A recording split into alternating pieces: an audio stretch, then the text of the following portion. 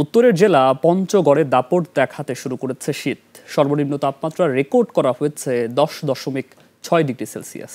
এছাড়া ঘন কুয়াশা আর হিমেল বাতাসে কাবু হয়ে পড়েছে উত্তরাঞ্চলের জনজীবন। বিশেষ করে দরিদ্র ছিন্নমূল মানুষের আছেন চরম কষ্টে। প্রতিনিধিদের তথ্য ও ছবিতে ডেস্ক রিপোর্ট।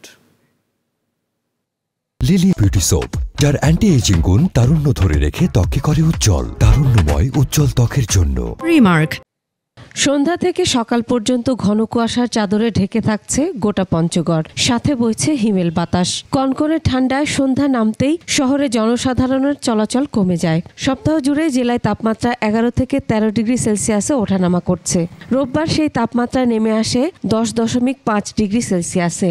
তেঁতুলিয়া আবহাওয়া পর্যবেক্ষণ কেন্দ্র জানায়, সোমবার সকাল 6টায় জেলায় সর্বনিম্ন তাপমাত্রা 10.6 ডিগ্রি সেলসিয়াস রেকর্ড করা হয়। চলতি সপ্তাহে তাপমাত্রা আরও কমে শৈত্যপ্রবাহ বইতে পারে।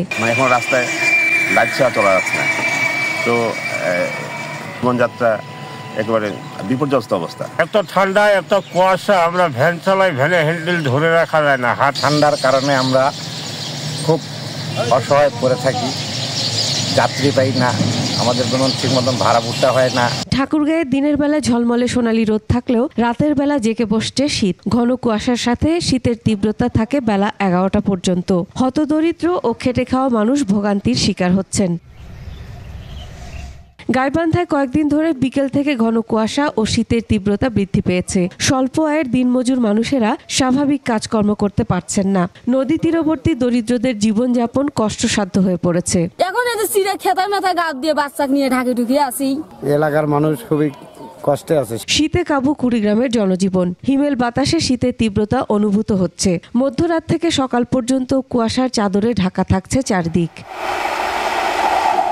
যমুনাপাড়ের জেলা সিরাজগঞ্জে কুয়াশা ও হিমেল হাওয়ায় শীতের মাত্রা অনেকটা বেড়েছে। যমুনা তীরবর্তী এলাকা ও কাজীপুর সদর, বেলকুচি, চৌহালি, এনায়েতপুর ও শাহজাদপুর উপজেলার চরাঞ্চলে শীতজনিত দুর্ভোগের পাশাপাশি দেখা দিয়েছে গরম কাপড়ের অভাব।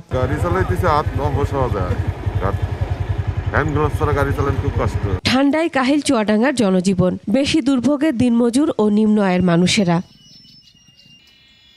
Masum আলিসা, desk report, 21 television.